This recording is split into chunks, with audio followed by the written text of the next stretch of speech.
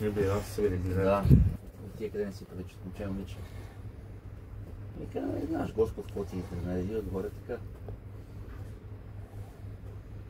А още при раждане? Да, и малко при бременността майка е почнала да такова да кърди и понеже те ни обясни доктора. В яйчета са от две яйцеклетки, затова не си приличат. А яйчета са една и затова си приличат. И когато не е запълнена едната яйцеклетка и горе, да няма да има яйца. И останала съвсем случай.